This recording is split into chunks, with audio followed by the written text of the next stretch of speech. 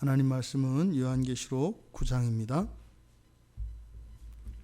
요한계시록 9장 1절에서 6절까지 설교 본문으로 잡았는데 다 못할 것 같습니다. 그래서 3절까지만 우리 6절까지 읽고 3절까지만 설교하도록 하겠습니다.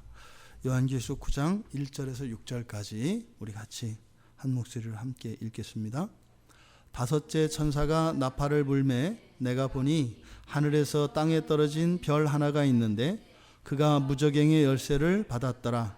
그가 무저갱을 여니 그 구멍에서 큰 화덕의 연기 같은 연기가 올라오매 해와 공기가 그 구멍의 연기로 말미암아 어두워지며 또 황충이 연기 가운데로부터 땅 위에 나오매 그들이 땅에 있는 전갈의 권세와 같은 권세를 받았더라. 그들에게 이르시되 땅의 풀이나 푸른 것이나 각종 수목은 해하지 말고 오직 이마에 하나님의 인침을 받지 아니한 사람들만 해하라 하시더라. 그러나 그들을 죽이지는 못하게 하시고 5달 동안 괴롭게만 하게 하시는데 그 괴롭게 함은 전갈이 사람을 쏠 때에 괴롭게 함과 같더라. 그 날에는 사람들이 죽기를 구하여도 죽지 못하고 죽고 싶으나 죽음이 그들을 피하리로다. 아멘. 다섯째 천사가 나팔을 불 때에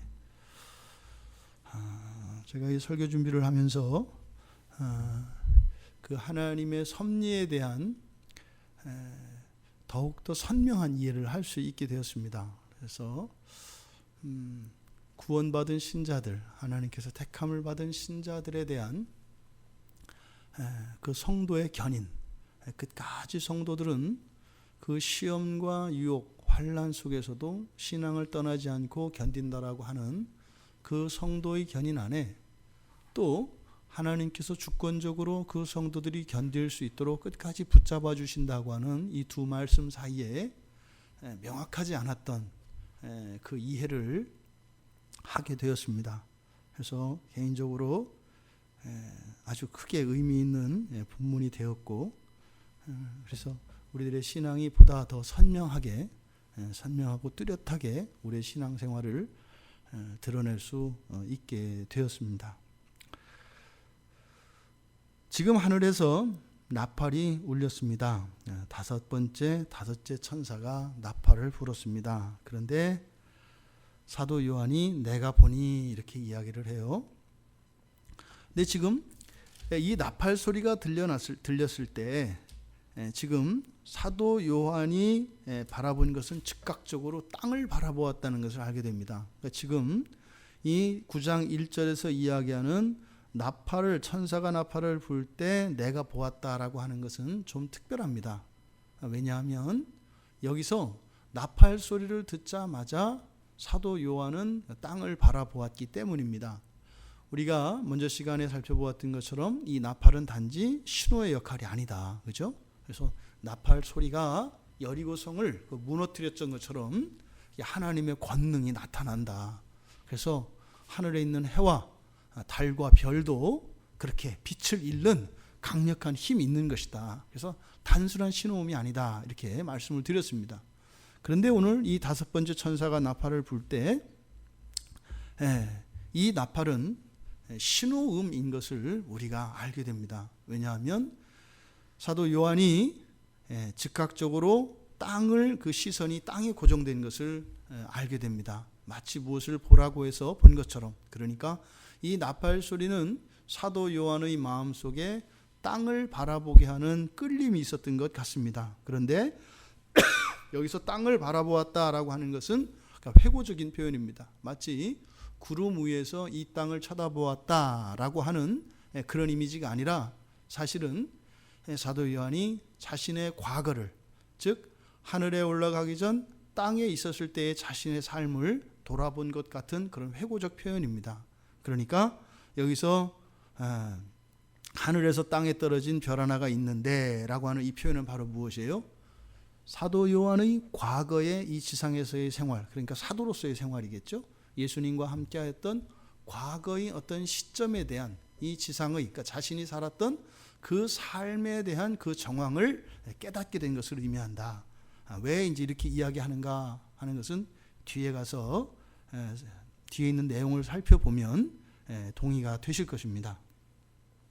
하나하나 우리가 살펴보면 먼저 하늘에서 땅에 떨어진 별 하나가 있다.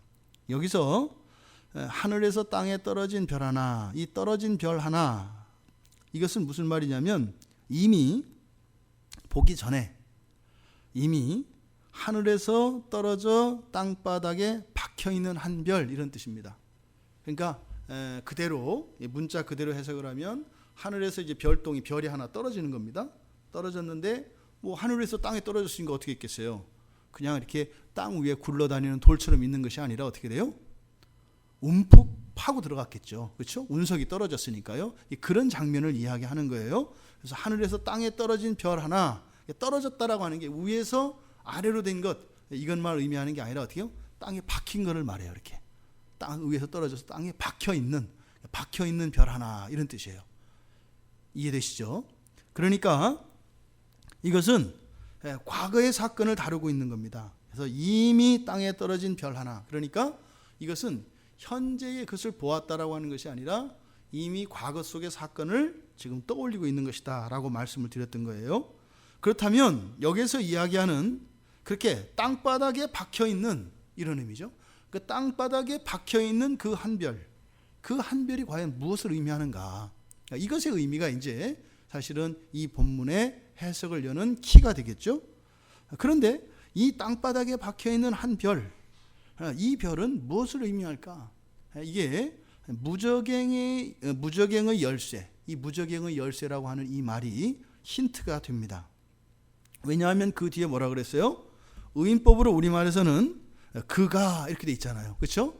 그러니까 하늘에서 땅에 떨어져 박혀있는 그 별 하나가 있는데 그가 이렇게 얘기해요. 그러니까 그 별을 무엇으로 지금 의인화시킨 거죠. 의인화시킨 겁니다. 그가 어떻게? 무저갱의 열쇠를 받았더라. 그러니까 열쇠를 쥐고 있으니까 어떤 인격체를 의미하는 거예요. 무저갱의 열쇠를 받았더라.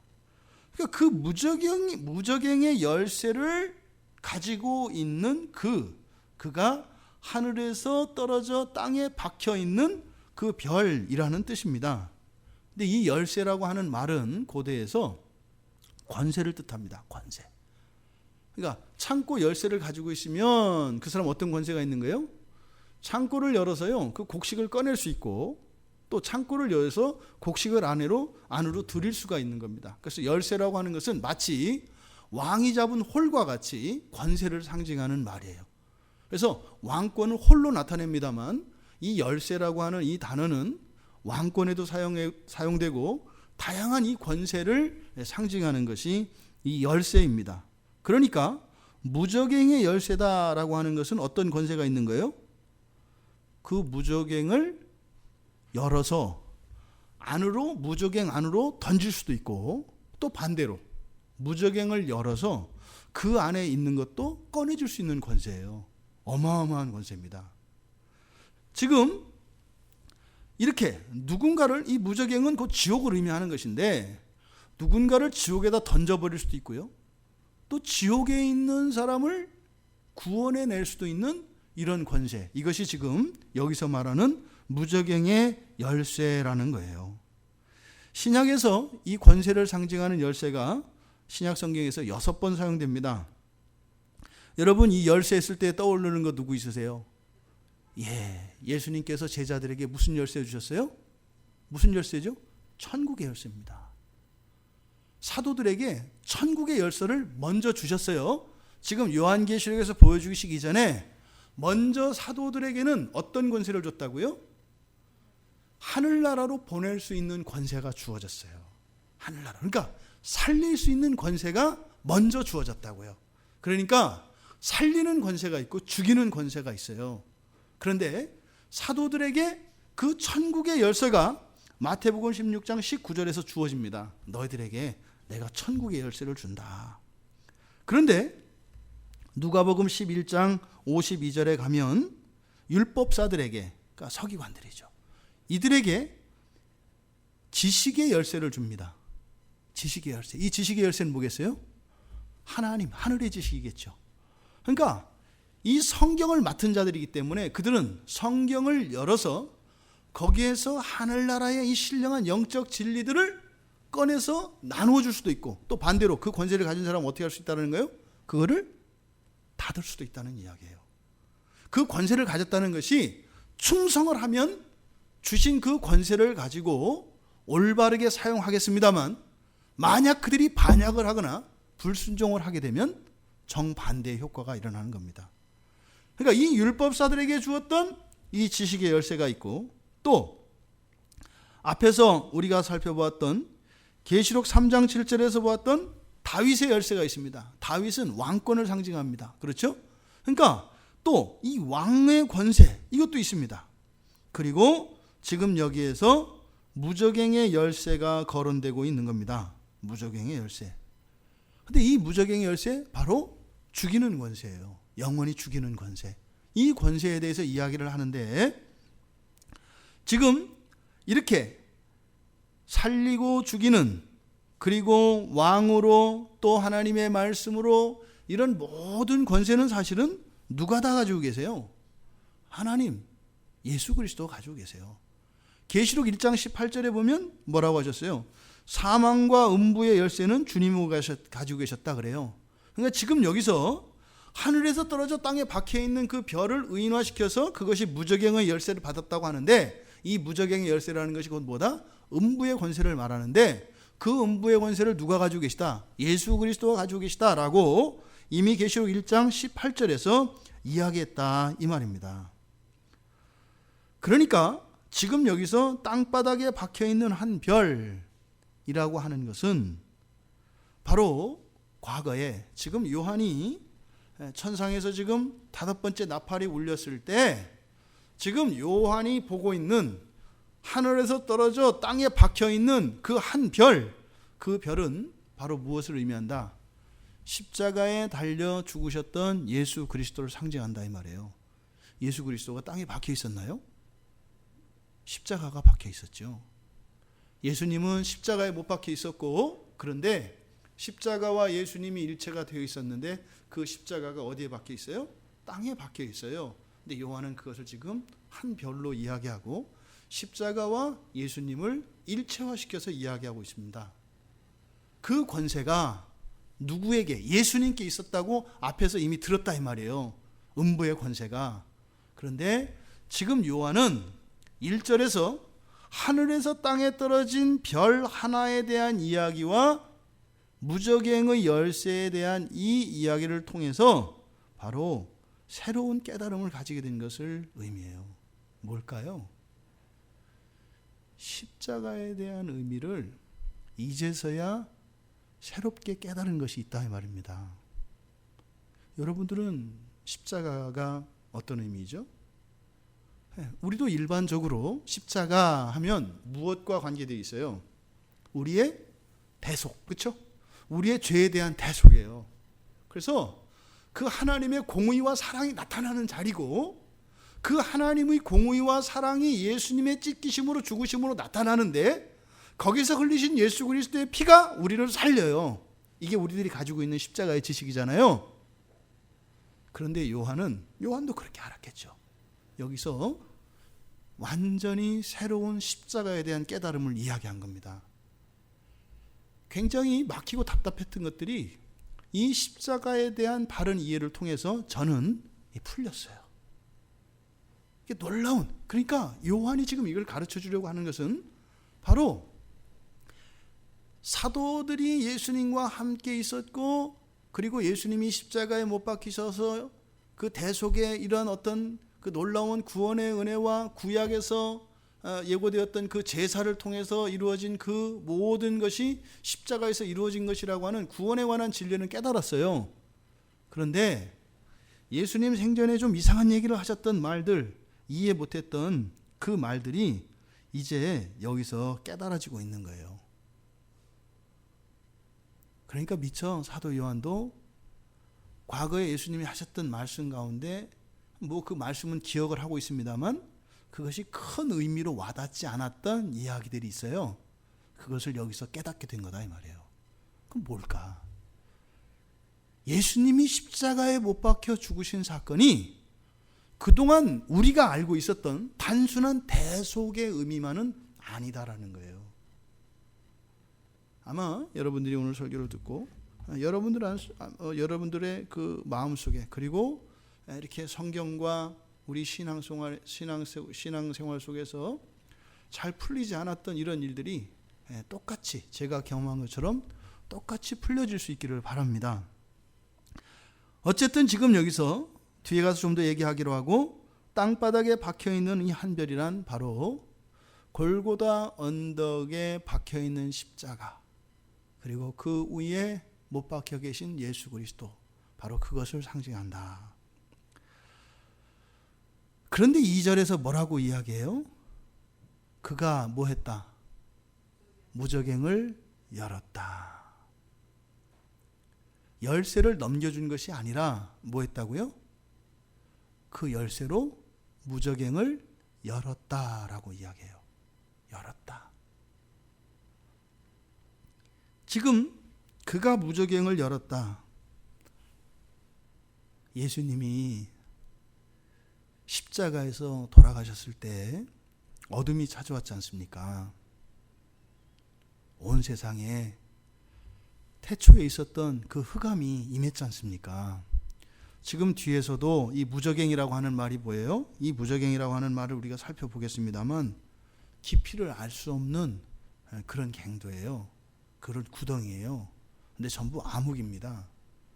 예수님이 십자가에 못 박히셨을 때 암흑이 임했을 때 그 암흑의 의미가 단지 하나님과 성부 하나님과 성자 하나님 사이의 찢김을 의미하고, 인류의 모든 죄가 다 드러나서 완전한 분리를 의미합니다. 그런데 그것과 함께 어떤 일이 일어났다는 거예요?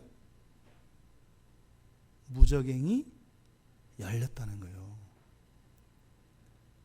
무저갱이 열렸다는 거예요. 무저갱이.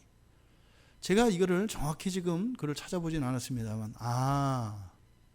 무천년주의자들이 바로 이래서 무천년을 주장했겠구나 라고 하는 생각을 하게 됐어요. 저는 역사적 전천년설이거든요. 그러니까 뭐냐면 실제로 예수님이 왕으로 1000년을 다스린 때가 온다는 거예요. 근데 무천년설은 그런 거 없다는 거거든요. 이미 예수님 이 세상에 오셨을 때 그 천년왕국이 임한 거다. 그래서 지금 교회가 있는 것, 이게 지금 천년왕국이다. 그래서 천년왕국은 유비다. 이렇게 얘기하는 사람, 이런 생각이 과거에는 주류적인 생각이었어요. 칼빈이나 오거스틴이나 이런 사람들이 다 무천년설주의자들입니다. 그런데 이 개혁신앙 안에는 역사적 전천년설을 주장하는 사람들이 있었어요. 그러니까 완전히 이 세상에 심판이 일어나고 완전한 하나님 나라가 임하기 전에 예수님이 실제로 왕으로 이 세상에 임해서 그리스도인들 가운데 하나님께서 택한 자들과 함께 세상을 다스리는 천년 왕국이 임한다는 것을 믿는 것이 역사적 전천년주의예요. 저도 그쪽에 있습니다. 훗날 부활하게 되면 어떻다? 예수님과 함께 온 세상을 다스리는 일이 일어날 것이다. 근데 그때 다스리는 일은 모두에게 주어지지 않아요. 우리들이 살았던 삶 속에서 하나님에 대한 충성됨과 우리들의 온전한 신앙의 정도에 따라서 왕좌에 오르게 됩니다. 그런 권세의 분량이 다 달라요. 해의 권세가 다르고 달의 권세, 달의 영광과 해의 영광이 다른 것처럼 다릅니다. 그러니까 제가 누누이 말씀드리잖아요. 여러분들이 지금 이 세상 살면서 어떤 일을 아무리 열심히 한 것보다 정말로 이 온전한 신앙을 위하여 분투하고 하나님의 말씀을 보고 기도하고 예배하고 하였던, 그리고 하나님의 영광을 위하여 하였던 이 모든 것들은요, 비교할 수 없을 정도로 가치가 크다. 왜요? 천년왕국이 임하기 때문이에요. 그 날에 실제로 보상이 주어지기 때문에 훨씬 크다고 얘기하는 겁니다. 근데 어쨌든 지금 이 본문에서는 여기서 무저갱을 열었다라고 하는 이 말이에요. 무저갱은 뭐예요? 지옥문이 열린 겁니다. 그런데 여기서 무저갱을 열었다라고 하는 이 열었다는 부정과거 사건으로서 이미 일어난 사건입니다. 그 무저갱이 열렸어요. 무저갱이. 그러니까 8장 13절에서 독수리가 날아가면서 뭐라 그랬어요? 화로다. 그렇게 하면서 뒤에 있게 될 남은 이 세 가지의 화가 매우 특별한 것임을 이야기했어요. 화로다. 그러니까 사실은 이 화는 어떤 거예요? 무저갱이 이미 과거에 열렸기 때문에 현재 그 화가 우리의 삶 속에 직접적으로 임하고 있다 이 말이에요. 그러니까 앞으로 올 큰 화보다 지금 현재 우리가 겪고 있는 작은 화가 우리들에게는 훨씬 더 크게 느껴집니다. 이해되시죠?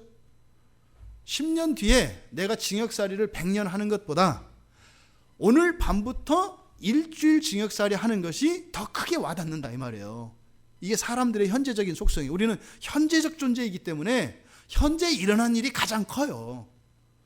그러니까 내 삶 속에서 나와 관계 있는 사람에게서 일어나는 일이 훨씬 커요. 왜?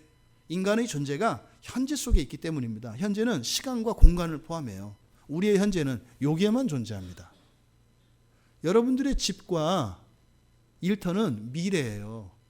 현재가 아니에요. 있죠 지금. 그런데 우리가 그 자리로 옮기려면 어떻게 해야 돼요? 시간이 들어가야 되죠. 이동하려면 시간이 들어가죠. 그러니까 미래라고요. 그러니까 항상 내가 있는 자리만 현재예요. 지금의 자리에서 그래서 나됨을 드러내는 거거든요. 그러니까 이 다섯 번째 나팔이 울렸을 때 이 임한 화는 뭐예요? 무저갱이 이미 열렸고 무저갱이 열린 그 효과와 그 결과가 어떻다는 거예요? 이미 임한 거예요. 우연히 된 것이 아니라 이미 예수님이 십자가에 못 박혀 죽으시고 흑암이 임했을 때 그때 어떻게 해요? 지옥문이 열렸다고요. 지옥문이 열려서 놓인 거예요. 그러니까 있잖아요.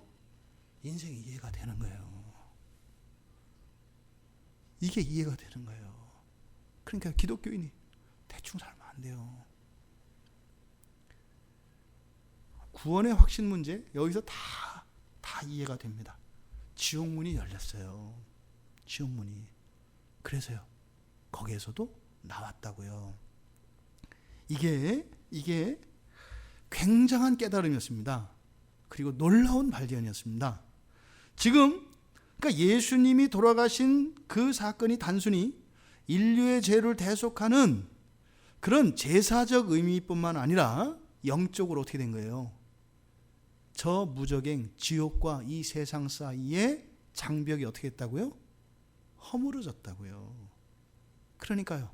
온갖 악한 것들이 이 세상으로 쏟아져 들어왔습니다. 그러니까 귀신들이 지금 활동해요, 안 해요? 한단 말이에요. 신자임에도 불구하고 끌려간다 이 말이에요.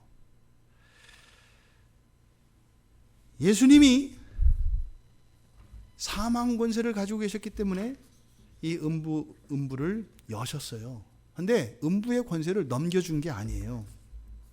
왜냐하면 뒤에 가면 그 이유가 나옵니다. 어쨌든 지금 예수님께서 십자가에서 죽으신 그 사건에 대한 새로운 의미를 제가 말씀을 드렸어요. 그때 어떻게 됐다? 음부가 열렸다. 지옥문이 열렸다라는 거예요. 우리나라 사도신조, 그러니까 사도신경이라고 하는 사도신조에 우리나라에서 고백하는 사도신조만 다른 게 있다고 그랬죠. 뭐예요? 예수님이 음부에 내려가신 음부 강화 사건을 뺐다고요.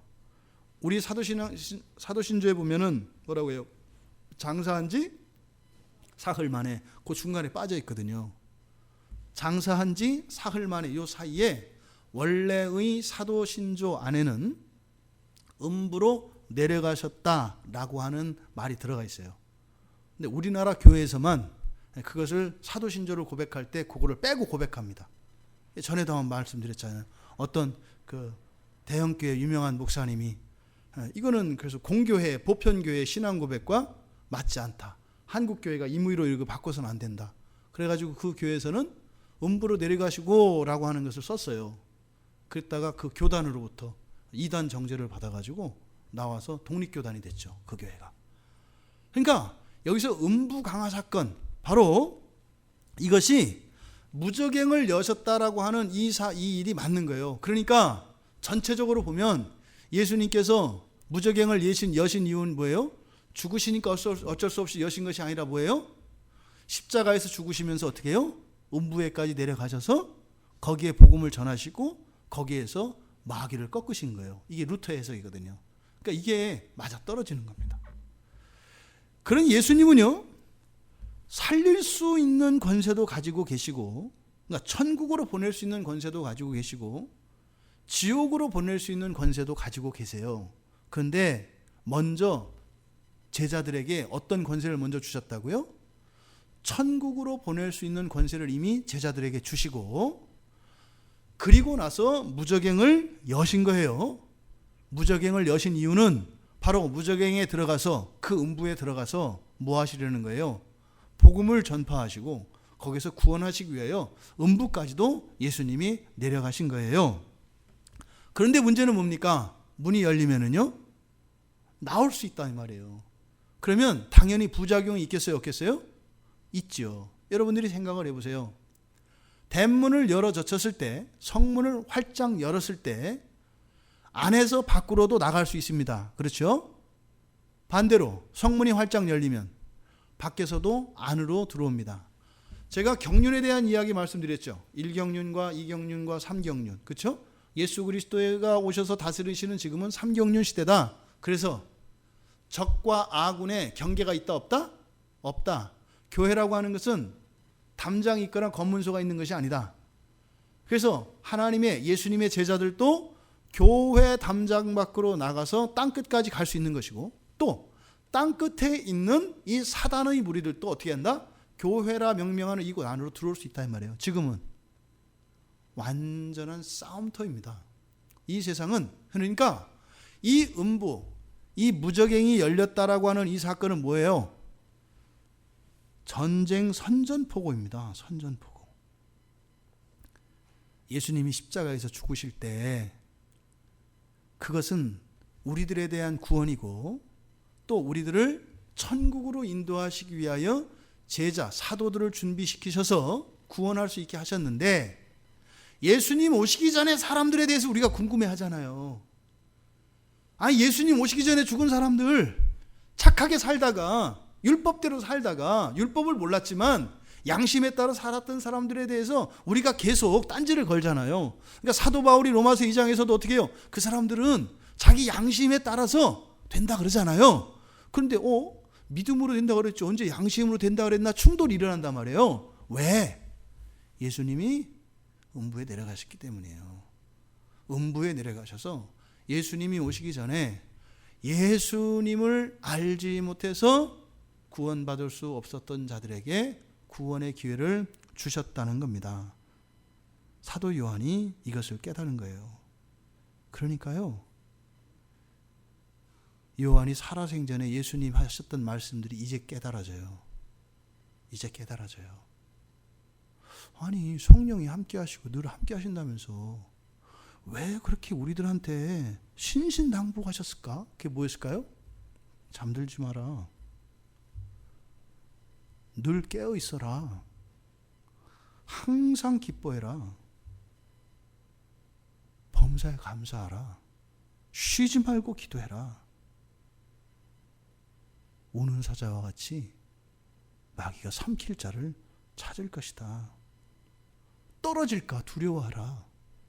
이 말들이 이해가 되는 거예요.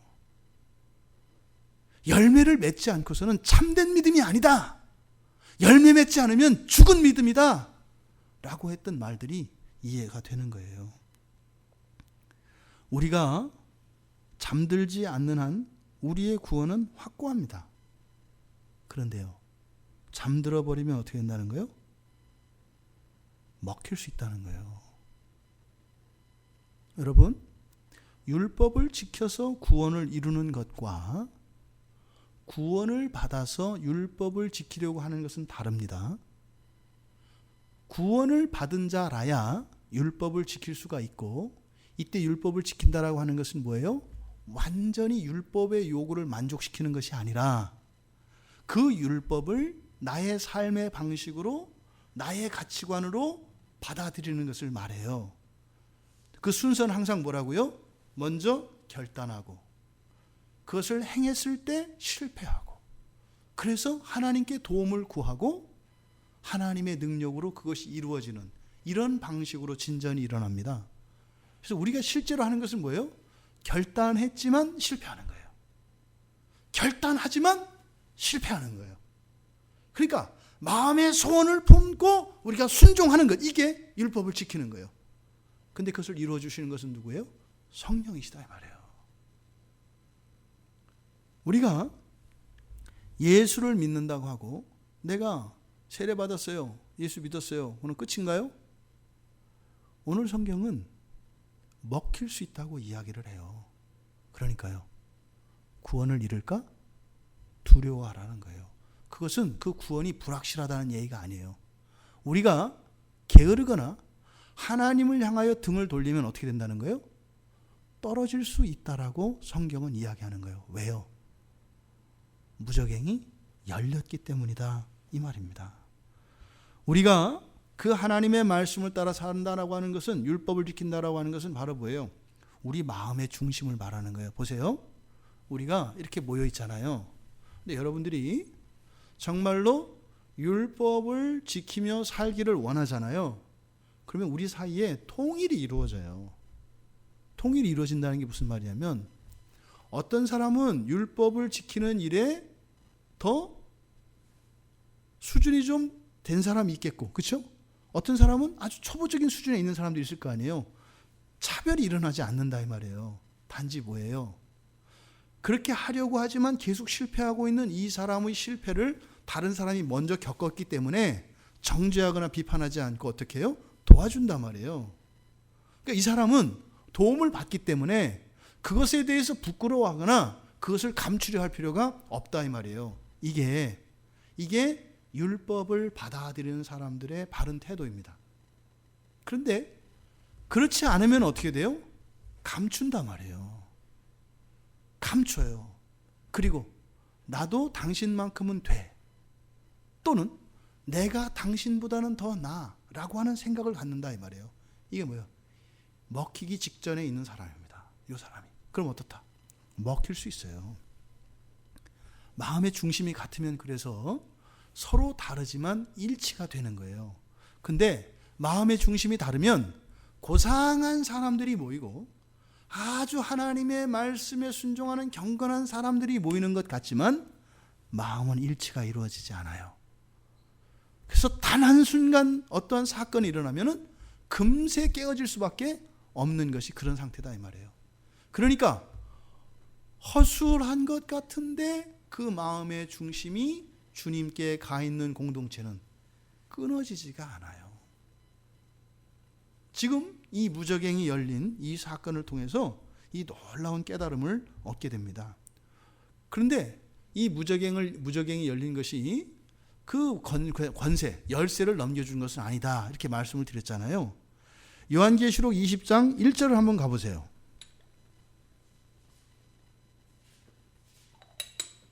계시록 20장 1절에 가보면 같이 읽어볼까요? 또 내가 보매 천사가 무저갱이의 열쇠와 큰 쇠사슬을 그의 손에 가지고 하늘로부터 내려와. 그러니까 십자가에서 예수님이 죽으셨기 때문에 그 권세를 잃어버려서 그냥 저절로 그렇게 된 것이 아니라 뭐예요? 예수님의 죽음은 그러니까 적극적인 죽음이셨던 거예요. 뭐예요? 그 권세를 이용해서 무저갱을 활짝 열어 젖힌 겁니다. 거기엔 어떤 계획이 있으시겠죠? 바로 음부를 구원하시려고 하는. 근데 이 음부라고 하는 개념은 뭐예요? 예수님 당시까지를 말하는 거예요. 그 이후에 우리나라 기원 후 몇 년도 살았던 사람들 그럼 구원한다는 말이냐? 아니에요. 달라요. 예수님 오시기 전, 예수님이 십자가에 못 박혀 죽으시기 전 그 이전의 상태에 대한 걸 말하는 거예요. 그러니까 그 음부의 구원에 대한 계획을 예수님께서 성취하시기 위하여 적극적으로 죽음 속으로 들어가신 거예요. 왜요? 죽어야 가니까. 죄가 있어야 가니까. 그러니까 예수님이 사람의 죄를 다 뒤집어 쓰신 것도 알고 보니까 다 계획이 있었던 거예요. 속중이 있으셨던 거예요. 그러니까 단지 우리들만을 구원하시기 위해서가 아니라 다 속중이 있었어요. 그거 가지고 그게 뭐예요? 출입증인 거예요. 출입증. 죄의 출입증을 들고 음부에 들어가시기 위해서 죄를 다 뒤집어 쓰셨던 거예요. 그러니까 예수님이 들어가실 때 문이 열렸던 것이고 거기서 나온 것이다. 하지만 그 열쇠는 예수님이 그러시고 나서 다시 부활하셨잖아요. 그렇죠? 부활하신 것은 뭐예요? 음부에서, 그러니까 루터의 해석이 저는 통쾌하고 좋아요. 루터의 해석은 거예요. 음부에 내려가셔서 예수님께 대적하던 모든 귀신들을 다 깔아버리고 마지막 있는 아볼론이라 하는 그 모든 악한 영들의 우두머리인 사탄을 발로 밟았다는 거예요. 그렇게 하시고 음부를 정리하시고 부활하셨다는 거예요. 그런데 그때 음부에서 나온 귀신들과 악한 영들이 있어요. 그것들이 지금도 여전히 역사하고 있어요. 계시록 20장 1절에서 봤죠? 어떻게 해요? 이것들을 이제 싹 잡아들이고 정리하는 날이 와요. 근데 그 전까지는 이 세상은 어떻다? 먹고 먹히는 전쟁이다. 더 이상 음부는 없다. 예수님이 정리하셨기 때문에 뭐만 있다? 심판만 있다. 그러니까 우리가 살아가는 동안은 전쟁터를 살아가는 겁니다. 예수님이 십자가에서 죽으실 때 하셨던 가상칠언이 있어요. 그 가상칠언에 그러니까 크라이막스는 바로 뭐겠어요? 내가 다 이루었다라고 하는 말씀이에요. 내가 다 이루었다. 그러니까 여기는 어떤 의미가 있어요? 이제 다 이루시고 죽으실 때 이제 이 무저갱을 활짝 열어 젖히시고 들어가실 건데, 그러면 그 마귀 사단을 꺾으시겠지만 그로 인해서 거기서 나와서 이 세상을 괴롭히는 그런 악한 영들이 있다 이 말이에요. 그것들에 대한 대비가 이미 다 되어 있는 거예요. 그게 누구예요? 사도들. 그리고 성령이 이제 오시죠. 그런데 사도들이 준비가 되었죠. 여러분들에 대한 기대가 그러니까 예수님이 얼마나 크신가 보세요.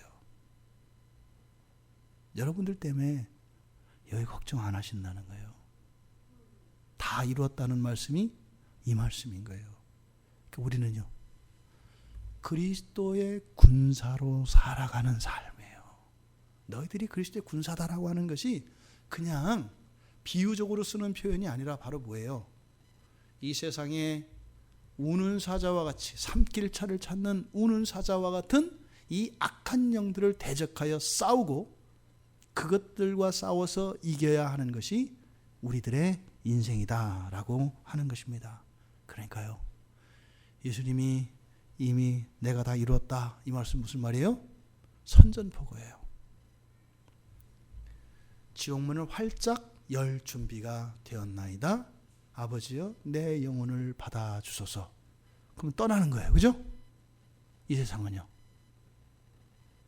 전쟁터가 되는 겁니다. 이 세상은 전쟁터가 되는 거예요. 먹고 먹히는, 죽고 죽이는 그 전쟁터가 이 세상이 되는 거다 이 말입니다. 여기서 무저갱이라고 하는 이 말, 이 무저갱의 의미는 그대로 직역하면 시면의 구덩이 또는 이 구덩이나 우물 이런 뜻이에요. 그러니까 시면은 바닥이 없는 이런 뜻이에요. 바닥이 없는. 그러니까 돌멩이를 딱 던졌을 때 어떻게 해요? 바닥에 닿지 않고 무한대로 떨어지는, 그것을 시면이라고 해요. 그 깊이를 알 수 없는. 근데 깊이를 알 수 없다는 것이 깊다라고 하는 의미인데 이 원래적인 의미는 바닥이 없다라는 뜻이에요. 바닥이 없다. 그러니까 이 시면, 바닥이 없는 곳, 깊이를 가늠할 수 없는 아주 깊은 곳을 의미하는데 이건 창세기 1장 2절에서의 그 흑암이에요. 그 깊음 중에 있었던 흑암. 그것과 똑같은 겁니다. 그런데 이 무저갱이라고 하는 것은 성경에서 보면 죽은 자들과 악령들의 처소입니다. 이 무저갱이라고 하는 것은. 그래서 보통 음부라고도 이야기하죠. 마가복음 8장 31절에 보면 예수님께서 그래서 군대 귀신, 거라사 지방에서 군대 귀신이 나타났을 때 그들을 무저갱으로 보내세요. 무저갱으로 그때. 왜요? 권세를 가지고 계시기 때문에 그때는 열어서 그 군대 귀신들을 무저갱으로 던져버리신 거죠. 이 갱, 무저갱이라고 하는 이 갱이라고 하는 말은 한자예요. 우리말로는 구덩이라는 뜻이에요. 구덩이. 그러니까 움푹 패인 것을 갱이라고 합니다. 갱. 그래서 그 구덩이에 무엇이 있는가에 따라서 그 이름을 붙이는 거죠. 이렇게 움푹 파인 곳에 물이 있어요. 그걸 뭐라 그래요? 우물이라고 하는 거예요. 우물. 파인 곳은 패인 곳인데 물이 있는 곳. 그래서 우물이라고 해요. 또 패이긴 패였는데 거기에 석탄이 있어. 그럼 뭐라 그래요? 탄갱이라고 하는 거예요. 탄갱. 그러니까 땅이 이렇게 있으면 예를 들어서 땅의 한 부분에 이제 석탄이 이렇게 있지 않습니까? 거기를 갱이라고 한다고요. 그러니까 고기를 싹 파내면 구덩이가 생겨버리죠. 탄갱이라고 한다고요. 그러니까 지금 여기서 의미하는 이 무저갱이라고 하는 것은 안에 있는 내용은 이야기하지 않고 뭘 얘기한다? 밑도 끝도 없는 그런 구덩이다라고 이야기를 하는 겁니다. 그런데 사실은 이 세상에, 우리가 살고 있는 이 세상에 바닥이 없는 게 있어요, 없어요? 없어요. 지구가 이렇게 지름이 한 12,000km 뭐 이렇게 된대요. 그러면 지구도 이 끝에서 파고 들어가면 워낙 크긴 하지만 파고 들어가면은 끝이 있고 지구 반대편 뚫고 나온단 말이에요. 근데 여기서는 뭐라 그래요? 바닥이 없대요. 그러니까 여기서 말하는 무저갱이라고 하는 것은 물질적 개념과 또 영적인 개념이 한데 어우러져 있는 거예요. 그러니까 움푹 파였다라고 하는 의미에서는 물질적이에요. 근데 바닥이 없다라고 하는 의미에서는 영적이에요. 그러니까 이 무저갱은 마치 사람의 마음이 그 깊이가 없는 것처럼 바로 영적인 개념과 물질적인 개념을 동시에 나타냅니다. 그래서 처소적 개념이 있고 또 거기에는 분명히 악한 영들이 거하는 우리는 알 수 없는 구별되어진 어떤 곳을 이야기해요. 그러니까 하나님 그 창조의 상태에서 어느 한 영역이 그렇게 따로 구별된 곳이 있다 이 말이에요. 성경에서도 분명히 그것들을 가두어뒀다고 얘기를 하거든요. 그 무저갱, 거기에서 성경에서 뭐라고 해요? 그 무저갱을 열었는데 열고 나니까 그 구멍에서, 이 구멍은 구덩이를 말하는 거예요. 똑같이 그 구덩이, 갱입니다. 그 갱에서, 그 구덩이에서 큰 화덕의 연기 같은 연기가 올랐다. 그러니까 이거는 똑같은 말이 반복됐기 때문에 우리말에는 생략이 되어 있습니다. 그러니까 큰 화덕의 연기 같은 화덕 연기가 올라왔다. 이 화덕은 용광로입니다. 용광로를 지금 여기서는 이제 화덕이라고 그렇게 번역을 한 거예요.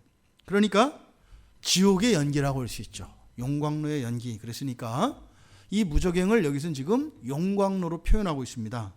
그러니까 이 연기는 지옥에서, 그 무저갱에서 올라오는 연기인데 그 무저갱에 있는 화덕, 그 용광로가 어떻다? 어마어마하다라고 얘기를 하는 거예요. 용광로에서 나오는 연기인데 그거는 그냥 용광로가 아니라 어떻다? 어마무시한 용광로라고 지금 이야기를 한다 이 말인 거예요. 그러니까 연기라고 하는 이 연기는요, 성경에서 가치 중립적이에요. 근데 연기는 항상 불과 함께 있습니다. 그러니까 불의 결과로 만들어지는 것이 연기예요. 불로 태워졌을 때 발생하는 게 연기입니다. 근데 이 연기가 피면 어떻게 돼요? 시야가 가려집니다. 연기가 가득 차버리면 우리 시야가 막혀요. 그러니까 시야가 막힌다는 것은 뭐예요? 빛을 차단해요. 이 연기가 하는 역할이 그래요. 시편 37편 20절에 보면 원수들이 불에 타서 연기가 된다 그래요. 근데 이때 연기는 그러니까 어떤 의미예요? 좀 부정적인 의미예요. 그렇죠? 그러니까 원수들이 타서 연기가 된다고 해요. 근데 앞에 우리가 살펴보았던 계시록 8장 4절에서 성도의 기도가 향로에 담기잖아요. 그렇죠? 그리고 가서 하늘로 올라가죠. 그리고 하나님으로부터 많은 향을 받아요. 그랬더니 어떻게 돼요? 연기가 나잖아요. 그래서 그때 성도의 기도는 불과 같다 그래요. 그래서 땅에서 하늘로 올라가는 불이 있고 하늘에서 땅으로 떨어지는 불이 있어요. 그러니까 땅에서 하늘로 올라가는 불은 성도의 기도예요. 이 성도의 기도가 불이 되어서 하늘에서 주는 향을 태워서 연기가 돼서 하나님께 올라가요. 그러니까 계시록 8장 4절에서 이야기했던 그 연기와 시편 37편 20절에서 나타난 연기는 정반대예요. 하나는 거룩하고 하나는 더러워요.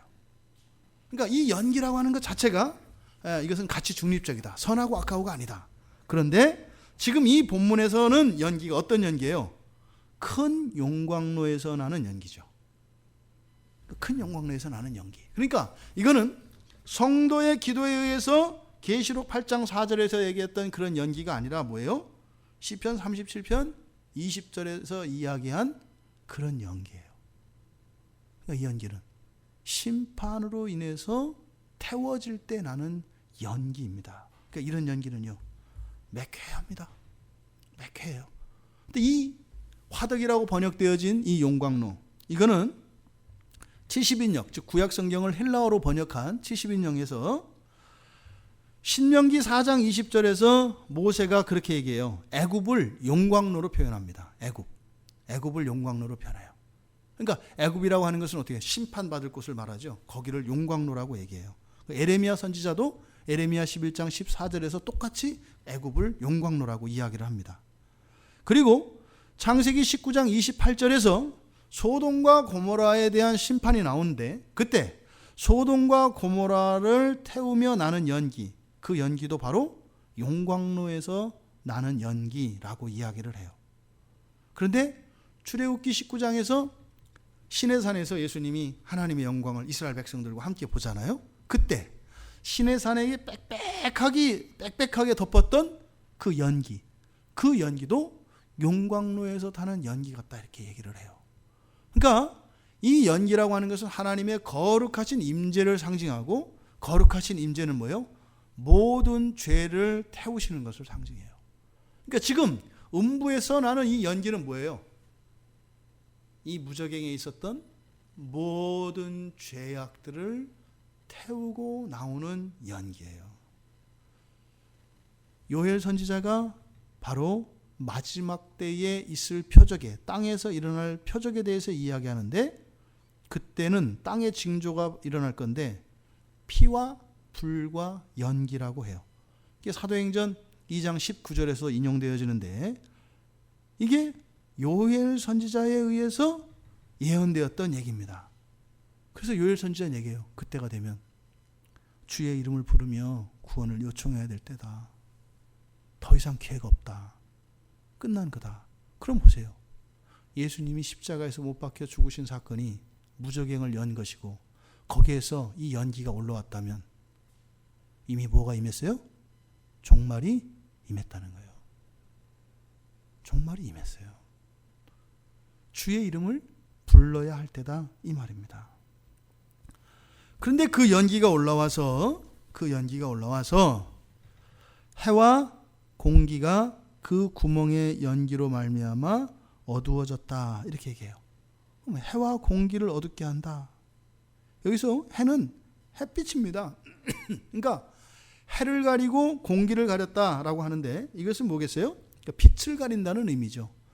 그러니까 연기가 뭐 해 자체를 둘러싼다는 의미가 아니라 우리의 눈에 해가 보이지 않게 된 걸 말하는 거죠. 햇빛을 가린 겁니다. 또 이 빛이라고 하는 것은 우리가 전에 살펴보았던 것처럼 진리를 의미해요. 우리의 영혼의 양식을 말해요. 그러니까 이 연기가 올라와서 어떻게 한다? 그 진리의 말씀을 바로 볼 수 없게 한다라고 하는 겁니다. 또 뒤에 공기를 어둡게 한다 그랬는데, 이 공기로 번역되어진 이 단어가 여기서만 공기로 번역되어 있어요. 여기서만 공기로 번역되어 있어요. 신약 성경에서는 다 공중으로 번역되어지는 단어예요. 공중, 허공. 그러니까 여기 있잖아요, 여기. 공기가 차 있는 이 공중.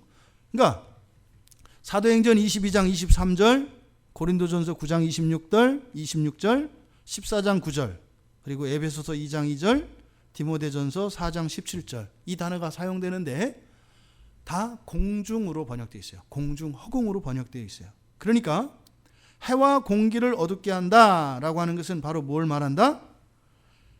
햇빛이 우리들에게 비춰지지 못하도록 가린다, 이런 얘기한다 이 말이에요. 그러니까 해는 햇빛이 나오는 원천이죠. 그러니까 지난주에 했던 말씀에서 이어지는 거예요. 그러니까 그 말씀의 원천이 가려져. 뭐예요? 말씀의 원천을 찾기가 어려워진다고요. 이 얘기는 이미 예수님이 승천하고 난 뒤에 사도들의 시대에 일어났었습니다. 왜요? 이제 가짜 교사들이, 가짜 선지자들이 엄청 많이 일어나요. 가짜 사도들이. 그래서 위 베드로, 위도마. 그래서 자칭 사도라고 하는 자들이 그때 당시에 여기저기 일어나요. 이게 바로 뭐예요? 말씀의 원천이 흐려진다 이 말이에요. 지금 보세요. 이 세상에 교회가 있습니다. 그런데 다 교회라고 하잖아요. 이단도 교회라고 하잖아요. 그런데요, 바로 이 현상을 지금 여기서 해가 가리워진다라고 말한 거다 이 말이에요. 말씀의 원천이 가려져요. 또 공기가 가려워져 어려워졌다라고 하는 것은, 공기는 뭐예요? 이 공중을 말한다고요. 그러니까 우리가 이렇게 그 말씀을 받아들일 수 있는 환경, 이 환경 자체가 어두워지는 것을 의미한다 이 말이에요. 지금은요, 우리가 말씀을 보지 않고 말씀이 아닌 다른 것들의 마음을 빼앗기는 그런 환경이 되어버렸어요. 그리스도인들조차도 성경을 보지 않습니다. 놀라울 정도로 안 봅니다. 놀라울 정도로 성경의 가치를 인정하지 않습니다. 심지어는 그리스도인들 사이에 그냥 유행어처럼 된 게 뭐예요? 누구나 다 안 보는 거지. 이게 상식화되어 있어요. 안 보는 게 정상으로 되어 있다고요. 무서운 음모인 겁니다. 성경을 안 보는 게 부끄러운 것이어야 하거든요. 그런데 공공연하게 성경을 보지 않는 것이 정상이 되어 있고, 심지어는 성경을 열심히 보는 사람을 성경을 보지 않는 사람들이 어떻게 해요? 놀림감 삼아요. 누구 집사님은 대단하지? 말씀을 보는 것이 이런 빈정거림의 대상이 되는 이 시대, 바로 이 공기가 어두워진다고 하는, 즉 공중이 어두워진다라고 하는 것은 그 빛이 비추어도 그 빛을 차단하는 이런 환경이 어두워지는 것, 이것을 의미한다 이 말입니다. 이미 2000년 전부터 이 일은 시작됐다는 거예요. 그래서요, 독수리가 와 이미 임했다라고 하는 것을 사실은 예고한 것이었다. 그런데 그 결과 그 연기가 해와 공중을 어둡게 했어요. 그래서 말씀의 원천도 가리워지고, 또 말씀의 빛이 선포되어져도 그것을 제대로 보지 못하는 이런 환경이 조성됐다라는 겁니다. 이거는요, 점점점 연기는 더 짙어지겠죠. 점점 짙어지겠죠. 그런데 그것으로 끝난 것이 아니라 3절에서 또 황충이 연기 가운데로부터 땅 위에 나오매 그들이 땅에 있는 전갈의 권세와 같은 권세를 받았다, 이렇게 얘기를 해요. 지금 우리말 성경에서는 연기 가운데로부터 땅 위에 나왔다, 이렇게 번역을 했어요. 그러니까 이 말이 사실은 아마 신학자들 사이에서 번역을 하다가 합의가 안 된 것 같아요. 그러니까 대충 뭉개버린 거예요. 연기의 가운데로부터, 연기 가운데로부터 나왔다는 게 뭘까? 무적행에서 나왔다는 걸까? 아니면 연기 속에서 밖으로 나왔다는 걸까? 애매하단 말이에요. 그런데 여기에 사용된 전치사가 에크, 영어로 말하면 프롬이라는 전치사예요. 그러니까 원천을 이야기하거든요. 그러니까 어디서 왔는지 그 출발지, 그 원천을 이야기해요. 그러니까 지금 여기서 이 어둠이라고 하는 것은 단순한 연기를 의미하는 것이 아니라 바로 진리를 가리는 것, 그래서 가리워진 그 현상, 환경이라고 그랬잖아요. 그런 환경의 결과로 나타나는 것을 황충이라고 한다. 이 황충은 우리말의 메뚜기예요. 메뚜기를 황충으로 번역하는데, 그 연기 가운데서 나왔다라고 하는 것은 사실은 뭐예요? 햇빛이 비치지 않도록 말씀의 원천이 가려지고, 또 그 하나님의 말씀의 가치가 사람들에 의해서 흐려져서 그것을 관심 갖지도 않고 그것을 받아들이기 어려운 이런 환경, 그런 환경의 결과로부터 생겨나는 무엇, 이것을 여기서 황충이라고 한다 이 말이에요. 여러분, 메뚜기의 특징이 뭐죠? 메뚜기가 왜 무섭죠?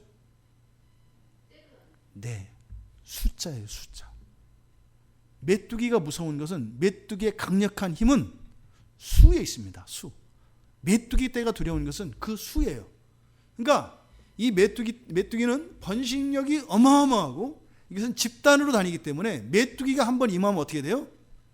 그냥 쑥대밭이 돼버립니다. 모든 잎을 다 갉아버려요.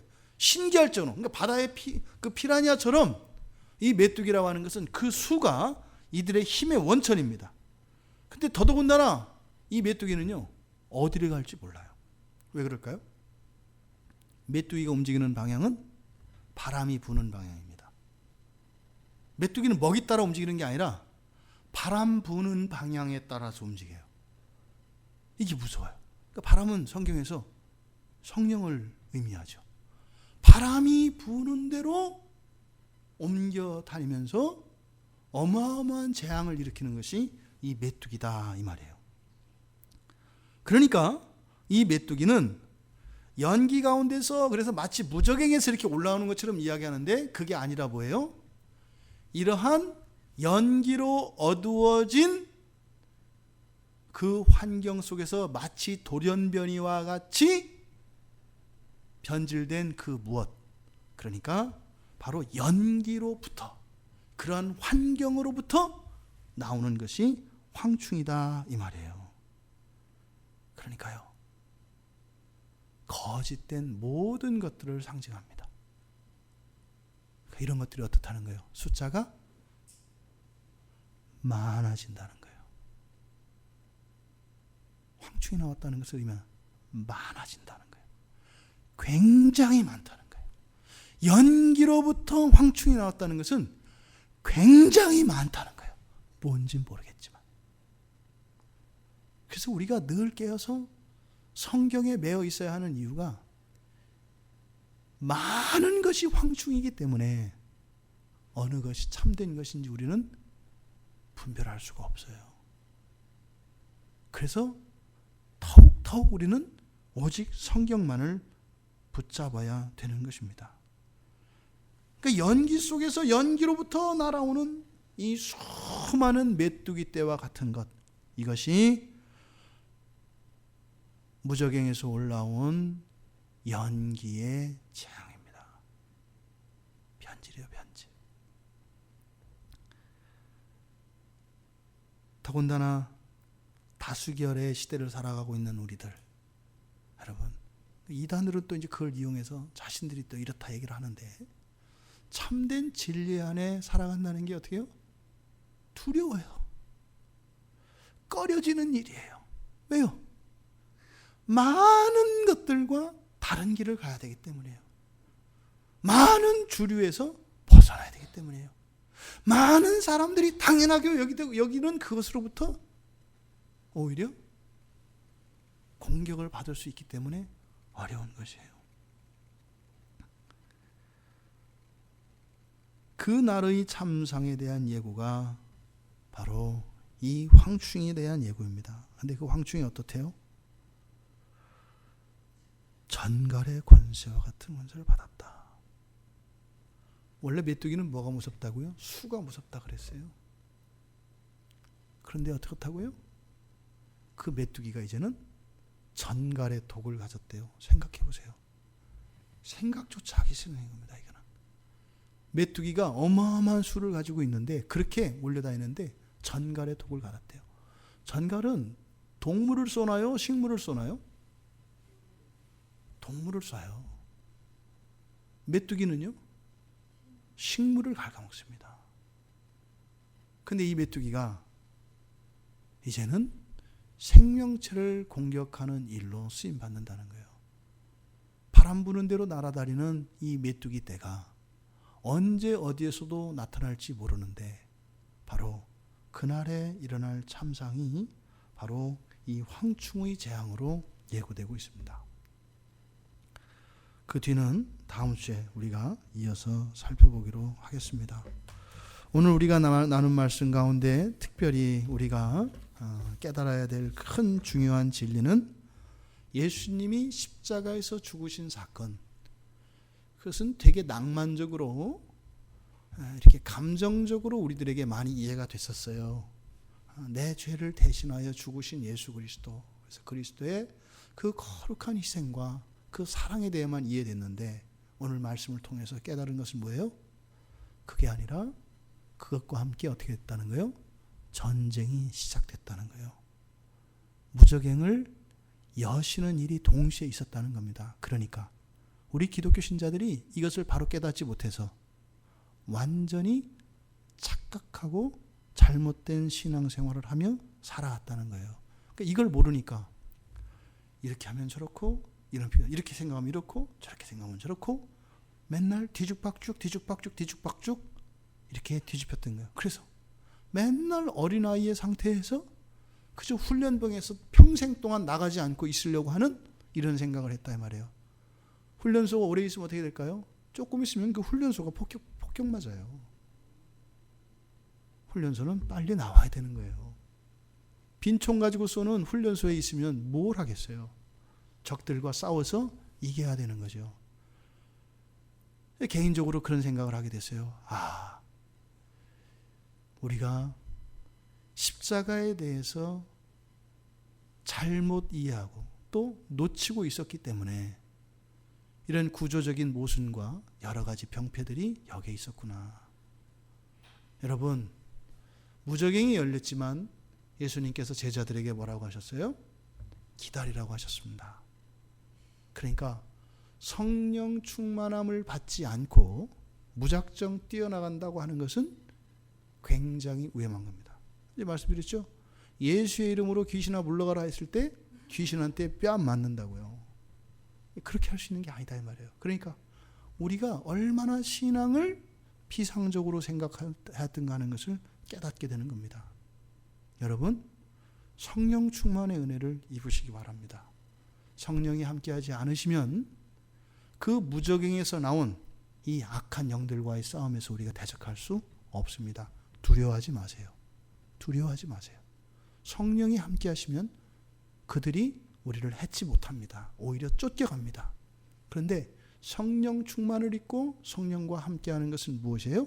우리가 말씀에 매달리는 것입니다. 그리고 예수님께 의지하는 것입니다. 예수님을 의지하지 않고 말씀에 매달리지 않고 나의 생각과 나의 힘으로 살아가려고 하는 것, 마치 뭐예요? 물 위에서 따로 떨어져 나오는 들소와 같이 되는 거예요. 아무리 큰 들소도 물 위에서 따로 떨어지면 늑대들에게, 표범과 사자들에게 잡아 먹힙니다. 교회가 우리는 절대적으로 필요합니다. 교회를 떠나서는 우리가 그래서 홀로 거할 수 없다고 하는 이 사실을 다시 한번 깨달으시기를 바랍니다. 오늘 사도 요한이 깨달았던 이 진리가 우리들에게 온전히 깨달아지길 바랍니다. 그래서 정말 말씀을 붙들고 우리 주님만을 의지하며 성령 충만함을 입어 이 세상에 풀려나 있는 이런 악한 영들과의 싸움에서 승리하며 하나님께 영광 돌리는 우리 모두가 되기를 주님의 이름으로 축원합니다. 우리 같이 말씀을 생각하며 같이 기도하겠습니다.